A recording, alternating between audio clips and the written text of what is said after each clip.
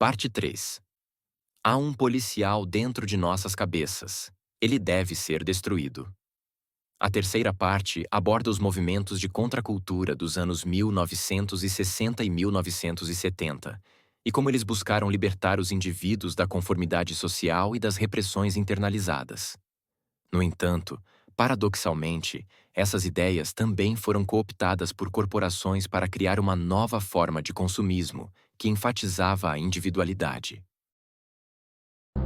Don't settle for anything less than you can be. Make your life a masterpiece. This is a series about how Sigmund Freud's ideas about the unconscious mind have been used by those in power to control the masses in an age of democracy. Last week's episode showed how Freud's ideas spread throughout America in the 1950s. They were promoted by his daughter Anna and by Freud's nephew Edward Bernays, who invented public relations. He brought Freud's theories into the heart of advertising and marketing. A man like you, with a car like this. What they both believed was that underneath all human beings was a hidden, irrational self, which needed to be controlled, both for the good of individuals and the stability of society. But the Freuds were about to be toppled from power by opponents who said they were wrong about human nature. The inner self did not need to be repressed and controlled. It should be encouraged to express itself.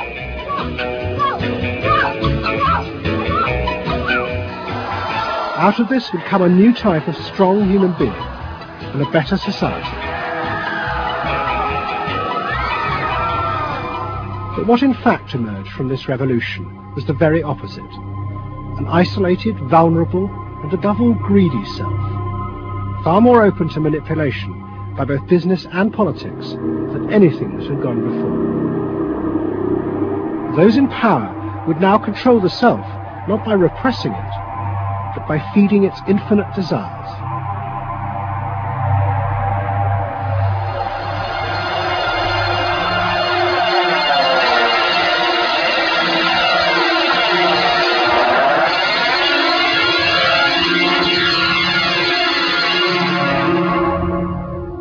What goes on here is the liberation of feeling. In other words, feelings, not just memories, that have been suppressed. For example, screaming, crying, anger. You get a person who's really angry, and they're going to let it out. No! No! I could kill you! I'm an old man. Listen, I can't get all the strength into this that young people would get if they had those feelings. That wasn't bad. In the 1950s, a small group of renegade psychoanalysts began a new form of therapy. They worked in small rooms in New York City and encouraged their patients to express their feelings openly. I want help. I do. I want help. It was a direct attack on the ideas of the Freudian psychoanalysts, who had become rich and powerful, teaching Americans how to control their feelings. In Freud's work, you see, they were afraid of the feelings. They believed that what they wanted was contained people, very proper, doing the right thing and living a proper life. That's what they wanted, but not an intense emotional life. Freud wasn't emotional himself. He's an intellect, Freud. I was an intellect too, I know, but I'm also more than that now. The leader of this group was a man hated by Freud and his family. He was called Wilhelm Reich. Reich lived an isolated life in a house he had built for himself in remote mountains near the Canadian border. Reich originally had been a devoted disciple of Freud's in Vienna in the 1920s. But he had challenged Freud over the fundamental basis of psychoanalysis. Freud argued that at heart, human beings were still driven by primitive animal instincts. The job of society was to repress and control these dangerous forces. Reich believed the complete opposite. The unconscious forces inside the human mind, he said, were good. It was their repression by society that distorted them. That was what made people dangerous. Reich and Freud had two fundamentally differing views about what was essential human nature. At its core, Freud saw an uncontrolled, violent, warlike, raging inferno of emotions. Reich said these things are not the way human beings are originally destined to be. They're the result of not permitting the original impulse to express itself. The underlying natural impulse, Reich argued, was the libido, sexual energy. If this were released, then human beings would flourish. But this idea brought him into direct conflict not only with Sigmund Freud, but Freud's daughter Anna, who believed that the sexual forces in humans were dangerous if not controlled. My father thought that you should liberate the libido and have freedom, and he developed a theory rather early that neuroses were due to lack of good orgasm, or any orgasm. And that was, Anna Freud, you know, was a virgin. I mean, this is very important because she never had a sexual relation with a man. And here was this man preaching that the way to health was through orgasm.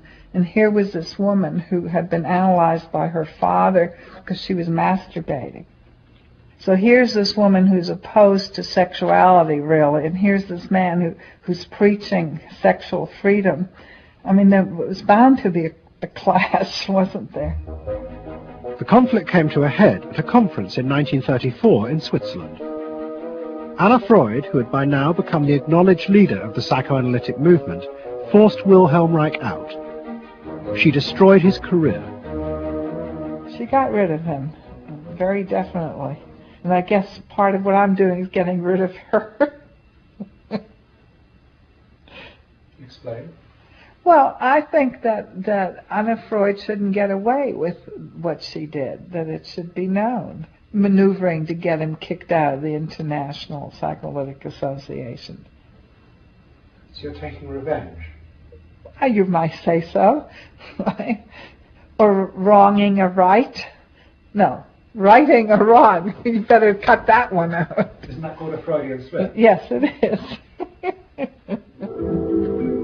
Reich fled to the United States and built his home and a laboratory. His ideas became grandiose to the point of madness. He was convinced that he had discovered the source of libidinal energy. He called it orgone energy, and Reich built a giant gun, which he said could capture this energy from the atmosphere and concentrate it onto clouds to produce rain. He also said that the gun could be used to destroy UFOs, which threatened the future of the world. In 1956, Reich was arrested by the federal authorities for selling a device that he said used orgone energy to cure cancer. Reich was treated as a madman. He was imprisoned, and all his books and papers burnt on the order of the court. A year later, Reich died in prison. To the Freudians, it seemed as if their main threat had been removed forever. But they were wrong. What the Freudians didn't realize was that their influence in American society was also about to be challenged, and in a way that would lead not only to their decline, but to the dramatic resurgence of Reich's ideas in America and throughout the capitalist world.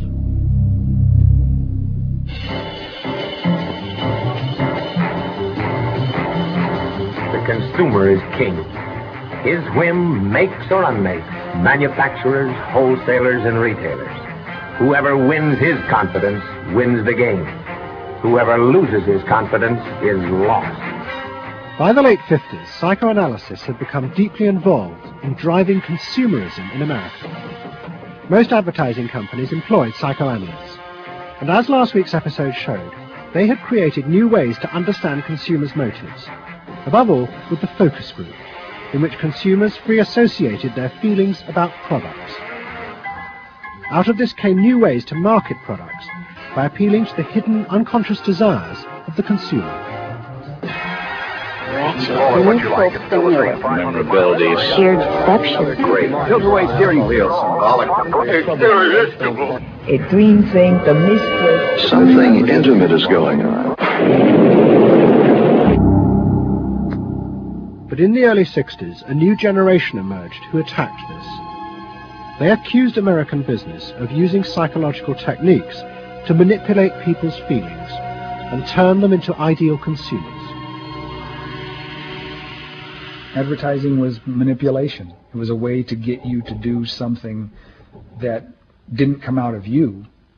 It came out of somebody else. Somebody else said, this year you should be wearing powder pink shirts with matching powder pink buck shoes. And I said, why? That's not who I am. That's who somebody else is. They wanted you to be somebody who would buy their stuff. This whole feeling of being somebody else's tool.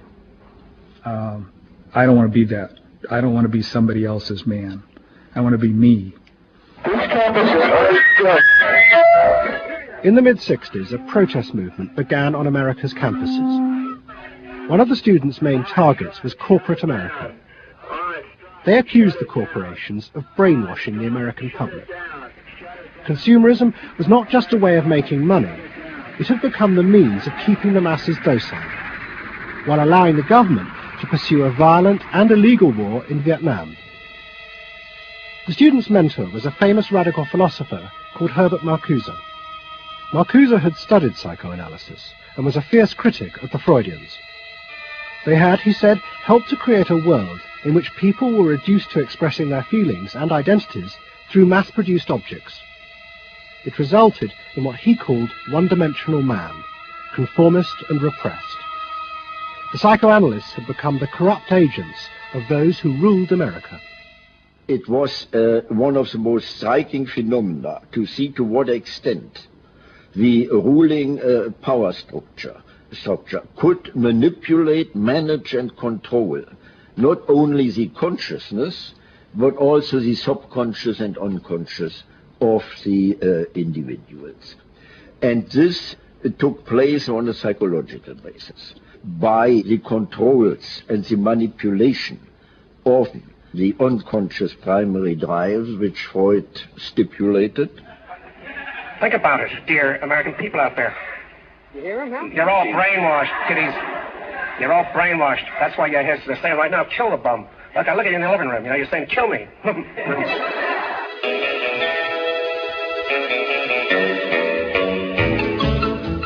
Following the logic of Marcuse's argument, the new student left set out to attack this system of social control. It was summed up in the slogan, "There is a policeman inside all our heads. He must be destroyed." And that policeman was going to be destroyed by overthrowing the state and the corporations that had put him there. One group, the Weathermen, began a series of bomb attacks on companies that they said both controlled people's minds through consumer products and made the weapons being used in Vietnam. There's no way to be committed to nonviolence in the middle of the most violent society that history's ever created. I'm not committed to nonviolence in any way.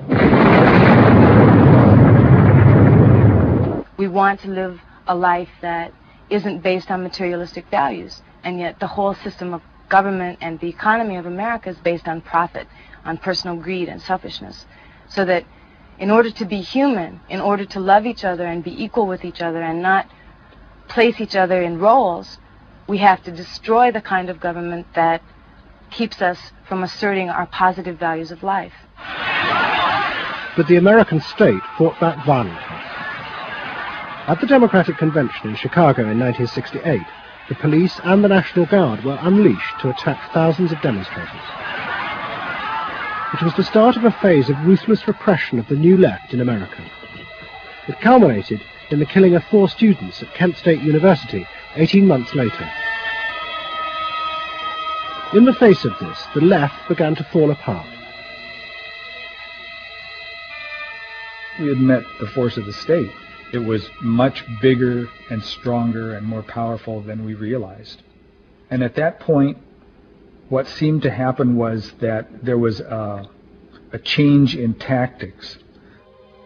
Confronted by this violent repression, many in the New Left began to turn to a new idea.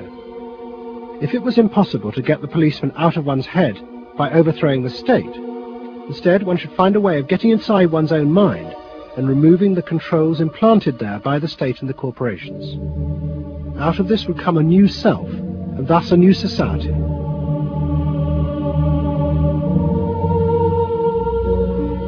People who had been politically active were persuaded that if they could change themselves and be healthy individuals, and if a movement grew up just aimed at people changing themselves, then at some point all that positive change going on, well, you could say quantity would become quality, and there would be a sort of a spontaneous transformation of society. But political activism was not required. It's about making a new you, that if enough people changed the way they were, that the society would change. So the personal became political? Yes, the personal became political. Without changing the personal, you didn't stand a chance of changing the political. Coming up against the state power of the United States was not an option. I mean, they outgunned us. And to produce the new self, they turned to the ideas and techniques of Wilhelm Reich. Since his death, a small group of psychotherapists had been developing techniques based on Reich's ideas. Their aim was to invent ways that would allow individuals to free themselves from the controls implanted in their minds by society. Their center was a tiny old motel on the remote coast of California. It was called the Esalen Institute. The dominant figure at Esalen was a psychoanalyst called Fritz Perls. Perls had been trained by Reich and had developed a form of group encounter in which he pushed individuals to publicly express the feelings inside them that society had said were dangerous and should be repressed. It's a basic fear of that thing inside me, like a little demon in there. It doesn't come out very often. It's really hard to get it out.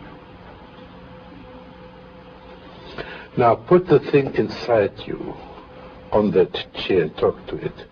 Perls used to call this getting on the hot seat in front of a group. If this were the hot seat and you were Perls, and you would guide me into this process of self-enactment, self-revelation, of staying present to all the parts of yourself and noticing it, and then taking ownership of this. As the demon. Yeah. Yes, I can come out. I can come right out of him, and I can push him aside. You, say you. I can push you aside. Yeah. Be the demon with each one of us. I can make you all cry. I can make you all feel terrible. Maybe even forever. I can make this mouth here, do things and say things. I can almost destroy anyone, each one of you, if I get out. There isn't one of you that I would spare. Not even you. Yeah. How do you feel now? I feel better. I feel very honest. Yeah. And you notice the increase of power. In other words, taking ownership of who you are and how you act and how you feel. Your whole being in the world. In other words, giving you autonomy, owning your freedom. I'm frightening.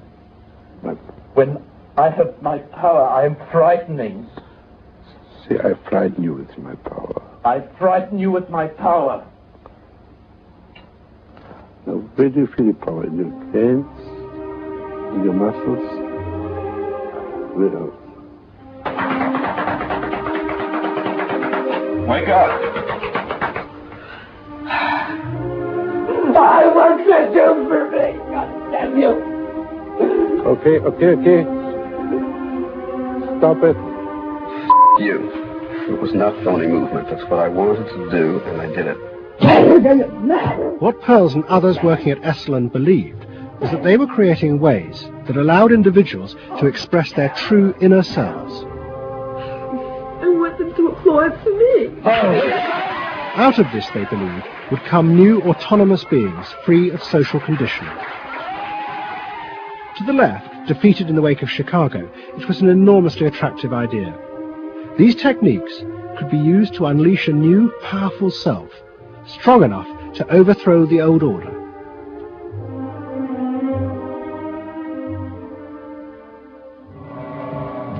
In the late 60s and early 70s, thousands flocked to Esalen. Only a few years before, it had been an obscure fringe institute. Now it became the center of a national movement for personal transformation, the human potential movement. So it became magnetic. People wanted to join this stream of exploration.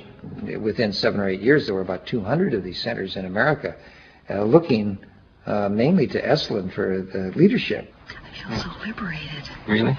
It's fantastic. And it took on a big political agenda. You could not separate personal transformation from social transformation. The two go together. As the movement grew, the leaders of Esalen decided to try and use their techniques to solve social problems. They began with racism. They organized an encounter group for white and black radicals. Both groups would be encouraged to express their inner racist feelings which had been instilled in them by society. By doing this, they would transcend those feelings and encounter each other as individuals. I started a series of encounters called Racial Confrontation as Transcendental Experience. We thought that we wanted to get that kind of black-white confrontation so you could really get down to see what was between the two races, not by backing off and trying to be polite, but by going right into the belly of the beast, of this beast of racial prejudice. And these were extremely dramatic. These were the toughest workshops ever convened at Esalen Institute. I'm looking at you, Whitey. You got clothes on. You got shoes on. You're so sure looking at me, huh? You got the goddamn police in the neighborhood. Really? They're not my police. You got a governor. You got a mayor. Oh, really? You got the president. You got ambassadors. You can vote, too. You got debts in Vietnam. That's the benefits of slave labor. You got buildings, skyscrapers that you dominate and control economically and politically. And tell me that it's not yours. It's yours, too. Then the blacks all got together and attacked the whites. And they just let us have it. What they call it was peeping somebody. Peeping somebody means peeping into their secrets, into their phoniness, and so forth. Like the white liberal. Oh, they really got onto the white liberal, you know. Don't give me no shit about I'm free. You're a goddamn liar, you white pink son of a bitch, you. Yeah, I don't know what you came down here for. You want a black buck, huh? Yeah. You looking for a stud? Huh? Well, what did you come here for? You're sitting there with your legs all gap wide open showing your drawers. Now, what did you come here for? The black-white encounter groups were a disaster. The black radicals saw it as an insidious attempt to destroy their power. By trying to turn them into liberated individuals, Esalen was removing the one thing that gave them power and confidence in their struggle against racism, their collective identity as blacks. For my reason. For your reason. Now take this. Your reason for being here is different from my reason. So the human potential movement turned to another social group who they believed would benefit from personal transformation. Nuns. And this time they were more successful. The Convent of the Immaculate Heart in Los Angeles was one of the largest seminaries in America. A group of radical psychotherapists approached the convent. They wanted to try out their techniques for personal liberation on individuals whose identities were defined by a series of external rules which they had deeply internalized. The convent, anxious to appear modern, agreed to the experiment. And we did weekend encounter workshops for several hundred Immaculate Heart nuns. Nuns who were reserved, and they tended to be more reserved than other normal people, were told, don't be so reserved, let it all out. You're a good person. You can afford to be who you really are. You don't need to play the role of a nun. You don't need to keep downcast eyes. And prudence is an oversold virtue. You're trying to assert yourself, trying to find out who you are, who you're becoming. At the same time, you're trying to live a life of dedication, of service, and you're trying to make all these things fit into who you are, and you're just, it's such a turmoil at times that you just blow a gasket and do silly, crazy things. Running around the orchard and stealing oranges and taking Cokes out of the refrigerator and crazy things. I felt like I was being a hypocrite, and I wanted people to respect me for what I was, not for what I was wearing. And so I'm glad for the change. You feel frightened, but you'll go on. Oh, yeah, I'm scared to death, but it's worth it. The experiment began to transform the convent. The nuns voted to discard their habits in favor of ordinary clothes. But the psychotherapists found they had awoken other forces. Solid. One of the things we unleashed was sexual energy. The kind of thing that the church had been very good at restraining was no longer to be restrained. One sister who was a member of the community, she got the idea that she could be freer than she had been before, and she seduced one of her classmates and then seduced the mistress of novices, who was an older woman, very reserved, and her program of freeing this older woman was sexual. She drove her to the store, and when they drove back and drove into the garage, she leaned over and gave her a big kiss on the lips, and thereafter sister, who had perhaps never been kissed before, was ready for more. The effect of the experiment on the convent was cataclysmic. Within a year, 300 nuns, more than half the convent, petitioned the Vatican to be released from their vows, and 6 months later the convent closed its doors. All that was left was a small group of nuns, but they had become radical lesbian nuns. The rest gave up the religious life. They gave up being nuns. They did, yeah, they became persons. By the late 60s, the idea of self-exploration was spreading rapidly in America. Encounter groups became the center of what was seen as a radical alternative culture based on the development of the self, free of a corrupt capitalist culture. We just want the freedom to be ourselves, and that's for love, for experience, positive way of life. We don't say that you're wrong. We just want to be free to be what we want to be, or what we find ourselves to be, as we continue to search ourselves. And it was beginning to have a serious effect on corporate America, because these new selves were not behaving as predictable consumers. The life insurance industry in particular was concerned that fewer and fewer college students were buying life insurance when they left university. They asked Daniel Yankelovich, America's leading market researcher, to investigate. He had studied psychoanalysis. The life insurance business, more than any other business at the time, was built on the Protestant ethic. You only bought life insurance if you were a person who sacrificed for the future. If you lived in the present, you had no need for life insurance. So they had some sense that maybe the sort of core values of the Protestant ethic were being challenged by some of these new values that were beginning to appear. And I was really astonished at what I found. The conventional interpretation, the dominant interpretation, was that it had to do with political radicalism.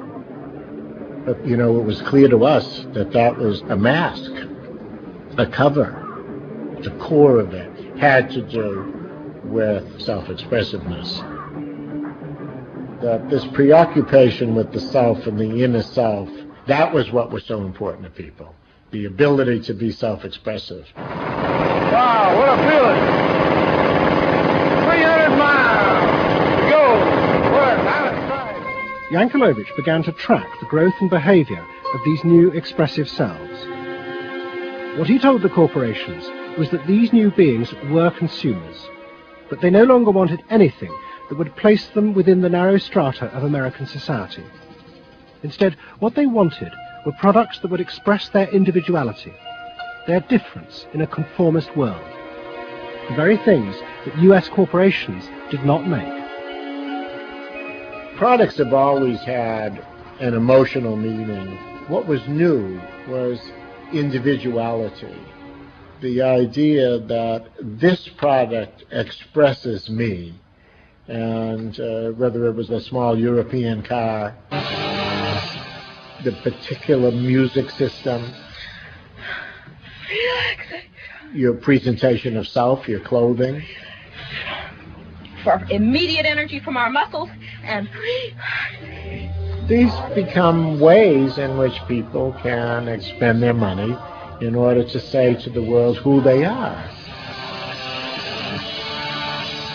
But the manufacturers, they had no idea of what was going on, really, with consumers and in the market at large.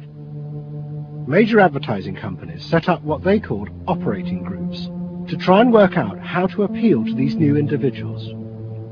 The head of one agency sent a memo to all staff. We must conform, he told them, to the new nonconformists. We must listen to the music of Bobby Dylan and go to the theatre more. But the problem was, few of the self-expressive individuals would take part in focus groups. The advertisers were left to their own devices. There's a new cereal that tastes so right. Makes you dance, it's a way out of sight. It's tasty little squares of malted wheat. It's crispy and it's crunchy and it tastes so neat. Faster though. That's what I'm saying. Use a folk rock with more rock than folk. And there was an even more serious problem. To make products for people who wanted to express themselves would mean creating variety. But the systems of mass production that had been developed in America were only profitable if they made large numbers of the same objects. This had fitted perfectly with the limited range of desires of a conformist society.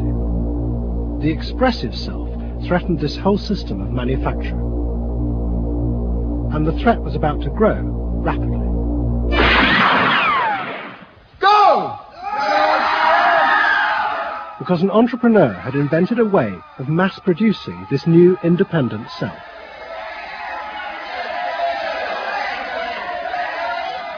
He was called Werner Erhard. Some of the stuff that we traditionally think of as being in your mind is actually in the world, because you're moving to that too. Erhard had invented a system called EST, Erhard Seminar Training. Hundreds of people came for weekend sessions to be taught how to be themselves. And EST was soon copied by other groups, like Exegesis in Britain. Many of Erhard's techniques came from the human potential movement, but he criticized the movement for not having gone far enough.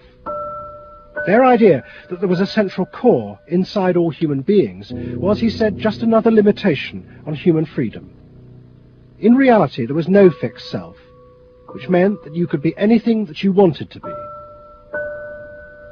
The thesis of the human potential movement was that there was something really good down in there. And if you took these layers off, what you were going to wind up with was a kernel, a something that was innately self-expressive, that was the true self, that was going to be a wonderful thing. In actuality, you found people who'd gone to the last layer and took off the last layer and found that what was left was nothing. All right, push! Move! Do it! The EST sessions were intense and often brutal. The participants signed contracts agreeing not to leave and to allow the trainers to do anything they thought necessary to break down their socially constructed identities. You're going to get sandwiched in there. Push! Go for a win! If I push harder than you do, I'm going to squash you. So you better push fast. Now, hard, do it! That's it, do it, yeah! Push, good, good, good! Again! Yes! The real point to the EST training was to go down through layer after layer after layer after layer until you got to the last layer and peeled it off, where the recognition was that it's really all meaningless and empty.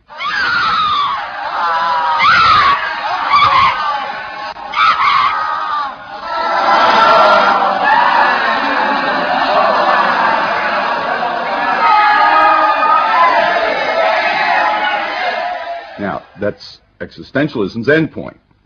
EST went a step further in that people began to recognize that it was not only meaningless and empty, but it was empty and meaningless that it was empty and meaningless. And in that there's an enormous freedom. All the constrictions, all of the rules you've placed on yourself are gone. And what you're left with is nothing.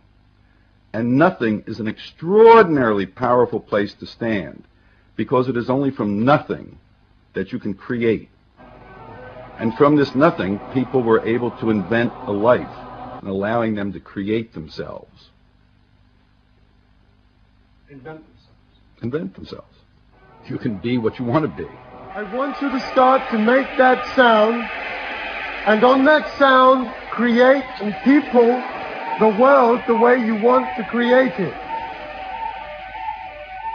What Earhart did was to say that only the individual matters, that there is no societal concern, that you living a fulfilled life is all you need be concerned about. Est people came out of those trainings feeling that it wasn't selfish to think about yourself, it was your highest duty.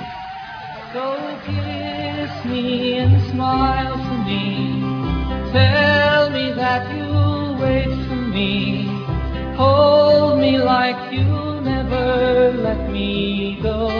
The training is 2 weekends, and it was quite an incredible experience in my life. I'll forever be grateful for the experience. I got a great deal out of it. We really want to know who we are. There are things going on. We learn more and more about ourselves all the time, and to really find out what it is that makes us tick and how we are discovering ourselves. I'm leaving. Est became hugely successful. Singers, film stars, and hundreds of thousands of ordinary Americans underwent the training in the 1970s. But in the process, the political idea that had begun the movement for personal transformation began to disappear. The original vision had been that through discovering and expressing the self, a new culture would be born, one that would challenge the power of the state. We will not let them separate our culture from our politics. We are a people. We are all together. But what was now emerging was the idea that people could be happy simply within themselves, and that changing society was irrelevant. One of the proponents of this was Jerry Rubin.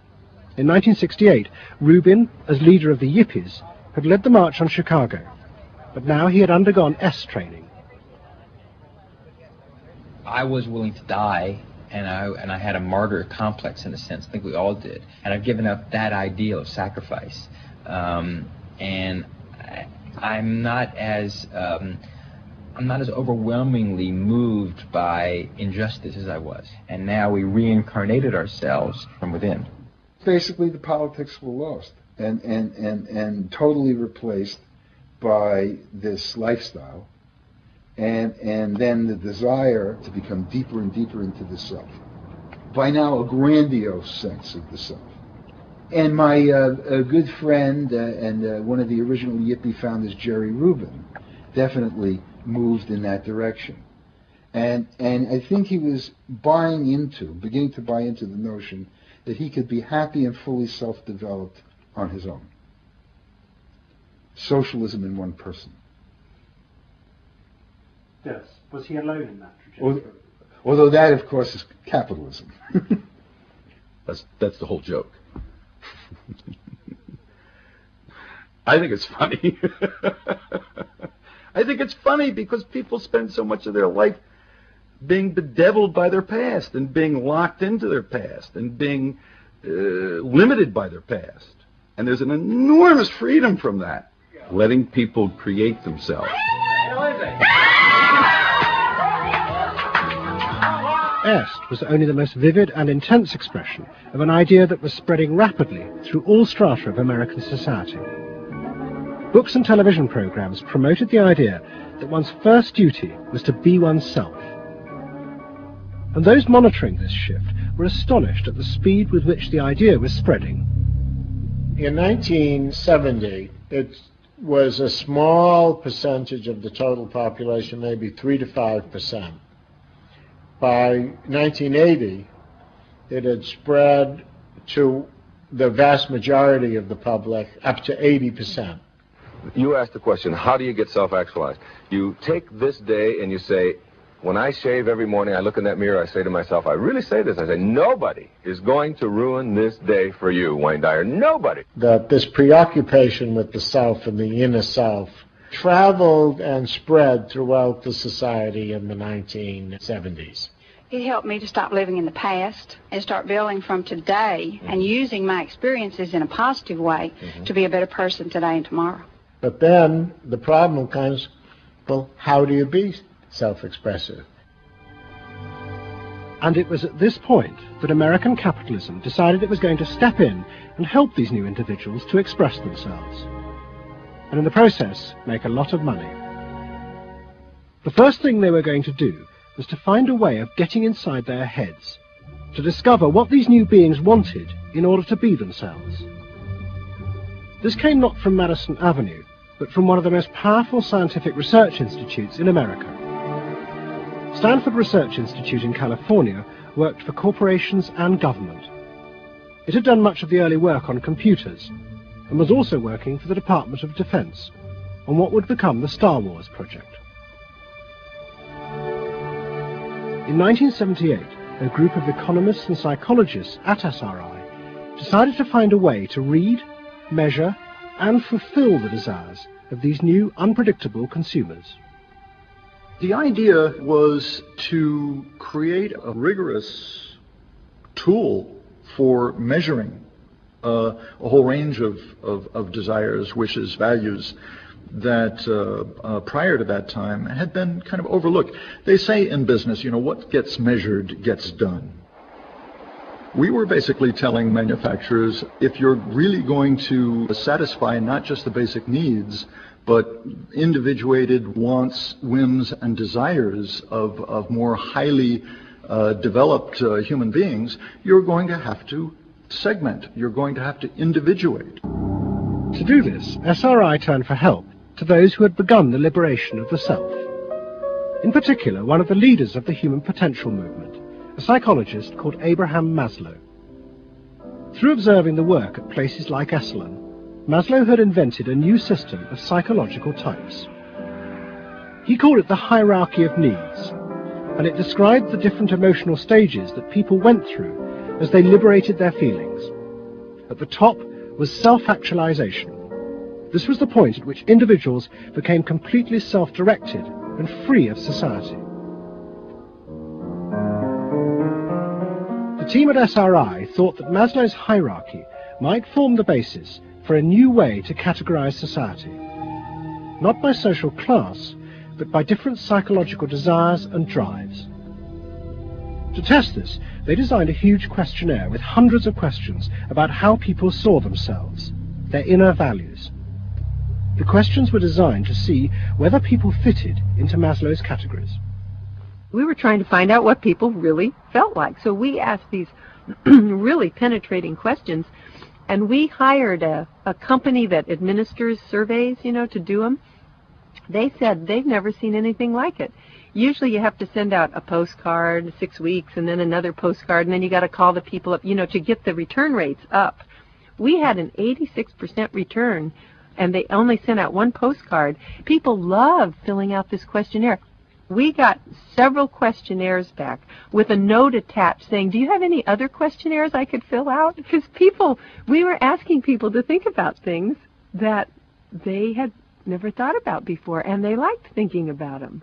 Like you know? what? Like what they felt inside? Yeah, like what they felt inside. What motivated them? What was their life about?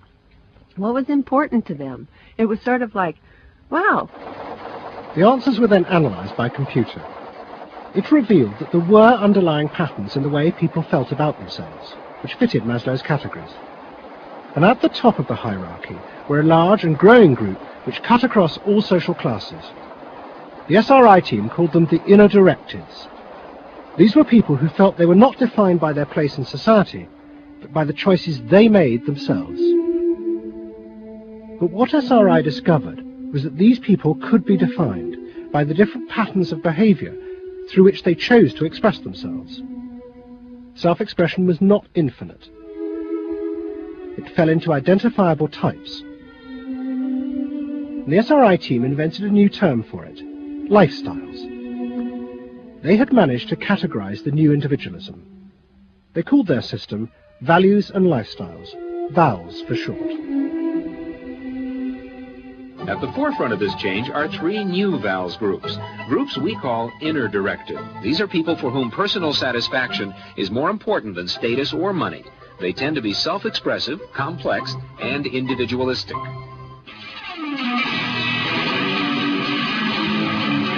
Rob is an I am me. I am me's are searching for new values, breaking away from traditions and inventing their own standards. Rob even invented his own name, Rob Noxious. Jody is an experiential. This is a group seeking inner growth through direct experience. Experientials aren't in one place much. This is the try-anything-once crowd, and all that activity takes goods and services. Their hobbies are hands-on, and their possessions are simple, but not always simply priced. I'm a bookseller. I sell books. I'm a businessman. It doesn't necessarily mean that I believe in capitalism. It just happens to be what I'm doing now. SRI created a simplified questionnaire with just 30 key questions. Anyone who answered them could be immediately fitted into a dozen or so of these new groups. It allowed businesses to identify which groups were buying their products, and from that, how the goods could be marketed, so they became powerful emblems of those groups' inner values and lifestyles. It was the beginning of lifestyle marketing. So it allowed people not just to look at people as demographics, group of age and income and whatever, but to really understand the underlying motivations. I mean, most of marketing was looking at people's actions and trying to figure out what to do. But what we were doing is we were trying to look more into people's underlying values so that we could predict what is their lifestyle, what kind of house do they live in, what kind of car do they drive. So the corporations were then able to sell things to them by understanding them, by having labels, by knowing what these people look like, where they live, what their lifestyles are. If a new product expressed a particular group's values, it would be bought by them. This is what made the values and lifestyle system so powerful. Its ability to predict what new products self-actualizers would choose. And this power was about to be demonstrated dramatically. VALS would show it could predict not just the products they would buy, but the politicians they were going to choose to elect. Ladies and gentlemen, the next President of the United States of America, Ronald Reagan! In 1980, Ronald Reagan ran for president. He and his advisors were convinced they could win on a program of a new individualism. It would be an attack on 50 years of government interference in people's lives.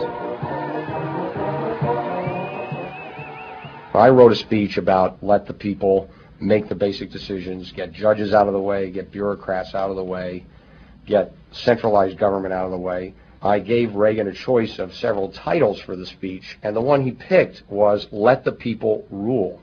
Let the people regain rule, regain control over their own destiny away from a remote elite in Washington. I would like to think that the kind of leadership that I would exercise in Washington is not the kind of leadership that I would pretend that I can solve all the problems I've been discussing here, but that together you and I can. I would like to take the lead in taking government off the backs of the American people and turning you loose to do what I know you can do. It was radical. Moderate Republicans thought it was suicide. Jimmy Carter called it ridiculous. The press was extremely negative. But the odd thing is that it polled very well in New Hampshire, which was the first primary state, the state that we had to win. What was odd was that there seemed to be a strange mosaic of support for Reagan's policies. The traditional pollsters could see no coherent pattern across class, age, or gender. But those who had designed the values and lifestyle system believed that they knew why. They were testing their system in both America and Britain. And they were convinced that both Reagan's and Mrs. Thatcher's message about individual freedom would appeal to the group at the top of their hierarchy, the inner directeds, because it fitted with the way they saw themselves. They were really concerned about being individuals, being individualistic. And so in the early stages, when we were looking at the messages that both Thatcher and then Reagan were putting across, We said they are using words that will really appeal to a lot of the younger people, and particularly to the people who are moving towards self-actualization. We call them the inner-directed people. A lot of our colleagues said, that's absolutely ridiculous, because inner-directeds are very socially aware, very socially concerned. They'll never vote Conservative, or they'll never vote for the Republicans. But we said, if Thatcher and Reagan continue to appeal to them in this way, they really will. And I vision leadership in taking government off your backs and turning you loose to do what you can do so well. Thank you very much. The idea that the new self-actualizing individuals would choose a politician from the right, not the left, seemed extraordinary. But to test their prediction, the Values and Lifestyles team did a survey of voting intentions, and they correlated it with their new psychological categories. When we said in our surveys, who are you going to vote for, sure enough, it was the inner-directives who said that they would vote for Thatcher and for Reagan. And they made the difference in those elections because of their voting for Thatcher and Reagan. And it really surprised our colleagues, even within my own organisation. It really showed the power of this approach, because it's very difficult to identify inner-directives on the street. These people who voted for Thatcher and Reagan, these inner-directives, came from any walk of life. It's really hardly correlated with social class at all. I mean, if you just go along and look at age, sex, social class, you would never pick them up. But if you really go along with a questionnaire that gets at their values, then you can identify them very easily. And that was new? And that was completely new, yeah. At the beginning of 1981, Ronald Reagan was inaugurated as president. But he took charge of a country that was facing economic disaster. The terrible inflation of the 1970s had destroyed much of America's traditional heavy industries, and millions were unemployed. But true to his campaign promises, Reagan told the country he would not step in to help, as all previous governments had since the war. These United States are confronted with an economic affliction of great proportions.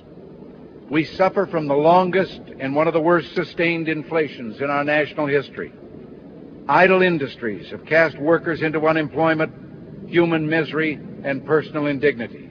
In this present crisis, government is not the solution to our problem. Government is the problem. But America's ailing economy was about to be rescued, not by government, but by the new groups that the market researchers had identified, the self-actualizing individuals. They were about to become the motor for what would be called the new economy. You can be what you want to be. So regarding V8, what do you really want? Tasty product that's good for me. What do you want that for? One technique is that we ask people the same question over and over and over again, and we say, what do you want? What do you really want? What do you want that for? And they start to talk about it, and they kind of get intimate with what's going on. What we're doing with that technique is unpeeling the onion. If you want to think of a person kind of having layers and layers and layers of protection and thoughts and behaviors and beliefs, we want to get to that center core. In the wake of the invention of values and lifestyles, a vast industry of psychological market research grew up. And the old technique of the focus group, invented by the Freudian psychoanalysts in the 50s, was used in a new and powerful way. The original aim of the focus group had been to find ways to entice people to buy a limited range of mass-produced goods. But now focus groups were used in a different way to explore the inner feelings of lifestyle groups, and out of that invent whole new ranges of products, which would allow those groups to express what they felt was their individuality. And the generation who had once rebelled against the conformity imposed by consumerism now embraced it, because it helped them to be themselves. What capitalism managed to do that was brilliant was to actually create products that people like me would be interested in, that people like Jerry Rubin would be interested in. Capitalism developed a whole industry at developing products that evoked a larger sense of self, that seemed to agree with us that the self was infinite, that you could be anything you wanted to be, that took our philosophy and agreed with it, and then created products that supposedly helped you, aids, that helped you be this limitless self. The product sells you a way of life, a way of being. The product sells you values. You dress this way, you live in a house like this, you have furniture like this, you use this computer. Do you have regular jeans or? Oh, Gloria Vanderbilt does a lot in denim, in silk, and in cotton. You eat in these restaurants, there are values there, hipness, coolness. This is not, I repeat, not a marketing scheme. So the notion that you could buy an identity replaced the original movement notion that you were perfectly free to create an identity. And you were perfectly free to change the world and make the world anything you wanted it to be. Well, what I wear is a statement.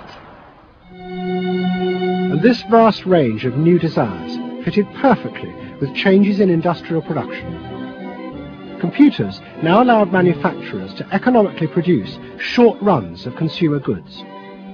The old restrictions of mass production disappeared, as did the worry that had bedeviled corporate America ever since mass production had been invented, that they would produce too many goods.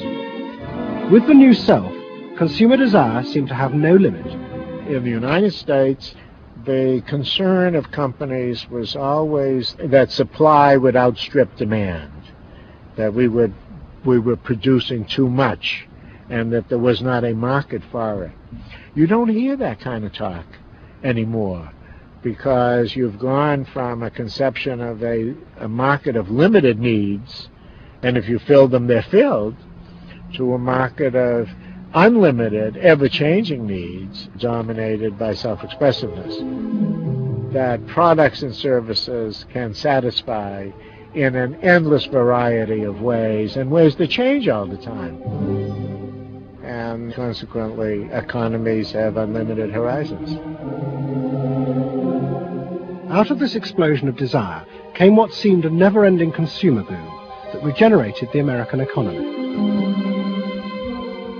The original idea had been that the liberation of the self would create new kinds of people, free of social constraint. That radical change had happened, but while the new beings felt liberated, they had become increasingly dependent for their identity on business.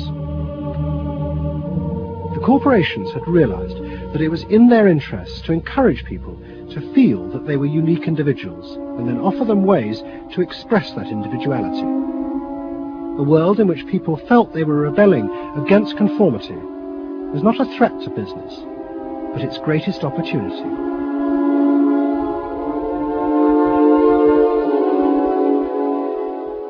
It was, in a sense, the triumph of the self. It was the triumph of a certain self-indulgence, a view that everything in the world and all moral judgment was appropriately viewed through the lens of personal satisfaction. Indeed, the ultimate ending point of that logic is that there is no society. There is only a bunch of individual people making individual choices to promote their own individual well-being.